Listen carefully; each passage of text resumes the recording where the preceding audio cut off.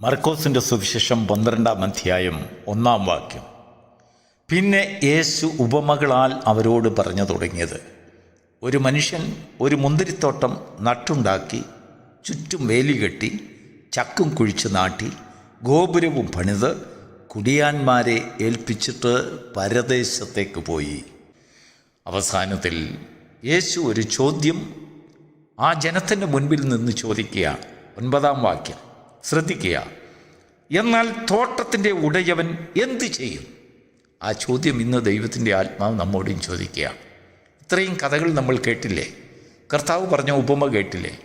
പറയൂ, ആ തോട്ടത്തിൻ്റെ ഉടയവൻ എന്തു ചെയ്യും?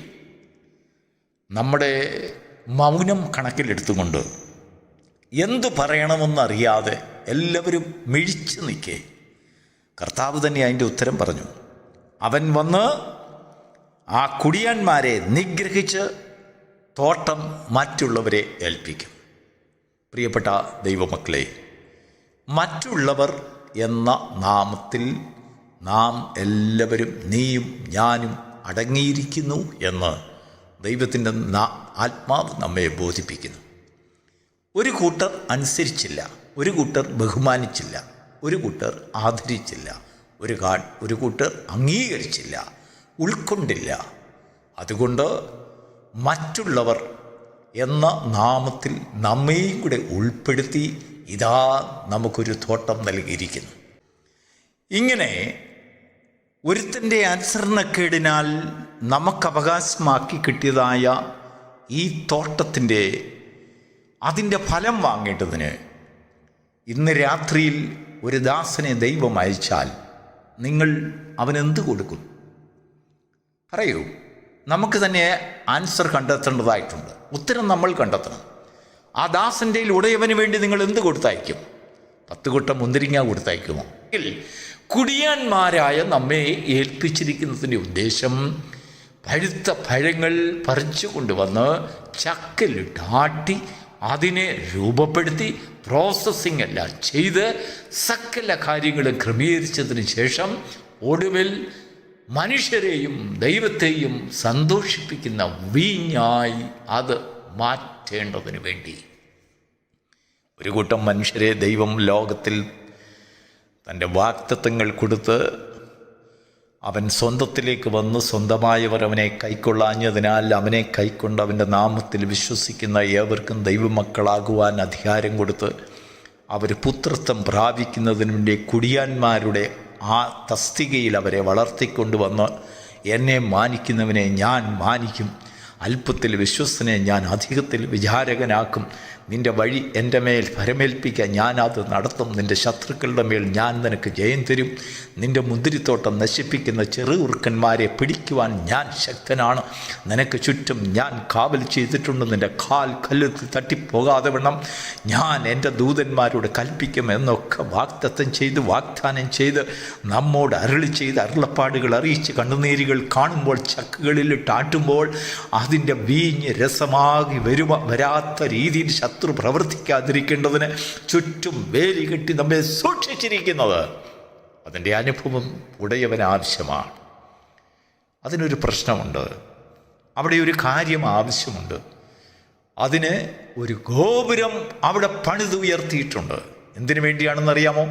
രാപകലില്ലാതെ നീ അതിൽ നിന്ന് എടുത്തതായ ഫലങ്ങളുടെ ആ വീഞ്ഞ് തയ്യാറാകുമ്പോൾ ആ ഉടയവനെ വിവരമറിയിക്കുവാൻ നിനക്കൊരു കമ്മ്യൂണിക്കേഷൻ ആവശ്യമായിരിക്കുന്നു എന്ന് ഉടയവൻ മനസ്സിലാക്കി. നോക്കൂ, ഒരു എയർപോർട്ടിൽ നോക്കുമ്പോൾ അവിടെ ഒരു ഗോപുരം, ഒരു റഡാർ സ്റ്റേഷൻ കാണും.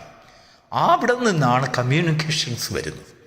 അവിടെ ഇരിക്കുന്ന വാച്ചേഴ്സ് അതിങ്ങനെ നോക്കിക്കൊണ്ടിരിക്കും. ആ ഗോപുരത്തിൽ നിന്നിങ്ങനെ വീക്ഷിച്ചുകൊണ്ടിരിക്കും. ആര് വരുന്നു, എപ്പോൾ വരുന്നു, എങ്ങനെ വരുന്നു, എവിടെ വരുന്നു, ആരാണതെന്നൊക്കെ നോക്കിക്കൊണ്ടിരിക്കും.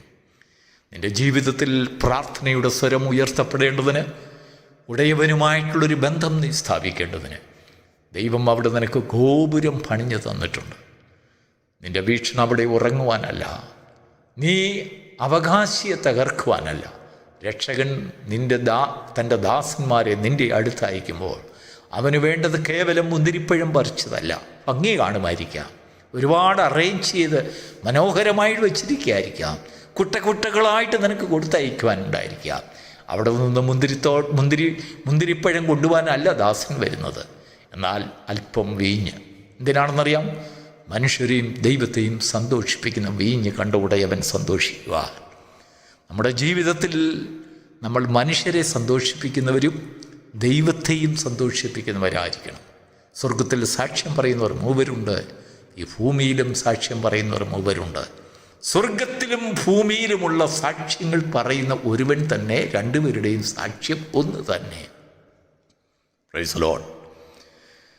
പ്രിയപ്പെട്ട ദൈവമക്കളെ, ഒരുവൻ്റെ അനുസരണക്കേടിനാൽ, ഒരുവൻ മാനിക്കാതിരുന്നതിനാൽ, ഒരുവൻ ബഹുമാനിക്കാതിരുന്നതിനാൽ, ഏറ്റുകൊള്ളാതിരുന്നതിനാൽ ആ രക്ഷ, ആ ദാനം, ആ ജ്ഞാനം, ആ തിരഞ്ഞെടുപ്പ്, ആ വീണ്ടെടുപ്പ്, ആ അവകാശപത്രം ഏതോ ജാതിയിൽപ്പെട്ടിരുന്ന നിന്നെ, ചേറ്റിൽ കിടന്ന, കുഴഞ്ഞ ചേറ്റിൽ കിടന്ന, അത് അഗാധമായ കുഴിയിൽ കിടന്ന നിന്നെ വിളിച്ചെഴുതിക്കൊണ്ട് വന്ന് കർത്താവ് പല ഉപമകളിൽ കൂടെ പറഞ്ഞു, വിളിച്ചവർ വന്നില്ല, നിങ്ങളൊരു കാര്യം ചെയ്യൂ, നടുത്തലയിലും വഴികളുടെ മുക്കിലും ഓരോരോ മുക്കിലും മൂലയിലും അശരണരും ഉപേക്ഷിക്കപ്പെട്ടവരും ആരും ക്ഷണിക്കാത്തവരുമായിട്ടുള്ള എല്ലാവരെയും വിളിച്ചുകൊണ്ട് വരുവേ.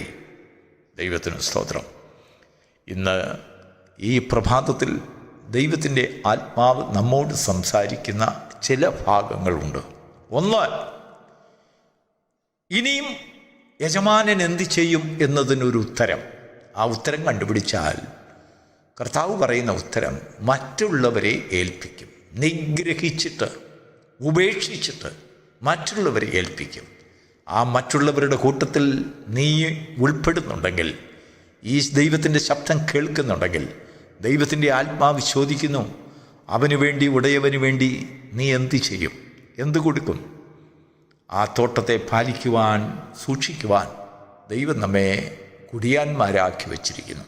ഏറെ താമസിയാതെ വിശ്വസ്തരായ കുടിയാന്മാരെ ദൈവം ചേർത്തുകൊണ്ട്, എൻ്റെ മക്കളെ, നിങ്ങൾക്കായി വച്ചിരിക്കുന്ന അവകാശത്തിലേക്ക് വന്നതിനെ പ്രാപിക്കുക എന്ന് പറയുന്ന ഒരു ശബ്ദത്തിന് വേണ്ടി നമ്മൾ കാത്തിരിക്കുക. വിശ്വസ്തന്മാർ യഹോവയുടെ മുഖം കാണും.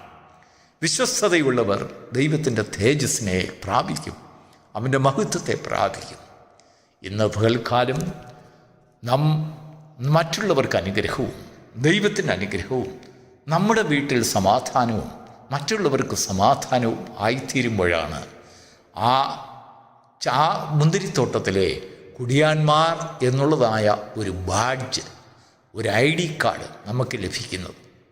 അവിടെ നിനക്ക് ചക്കിൽ ആട്ടിയ മുന്തിരിവള്ളിയിൽ നിന്ന് കിട്ടുന്നതായ അനുഭവങ്ങൾ, ദൈവം നിന്നിൽ കൂടെ ഉൽപ്പാദിപ്പിക്കുന്നതായ അനുഭവങ്ങളെ മുന്തിരിച്ചക്കിലിട്ട് ആട്ടി മനുഷ്യനെയും ദൈവത്തെയും സന്തോഷിപ്പിക്കുന്ന, സമാധാനമുണ്ടാക്കുന്നതായ, ആശ്വാസം കൊടുക്കുന്നതായ, ആറുതൽ കൊടുക്കുന്നതായ, തണുപ്പിക്കുന്നതായ ദൈവത്തിൻ്റെ ആത്മാവ് മനോഹരമായിട്ടാണ് ഓരോ പ്രഭാതത്തിലും നമ്മോട് സംസാരിക്കുന്നത്.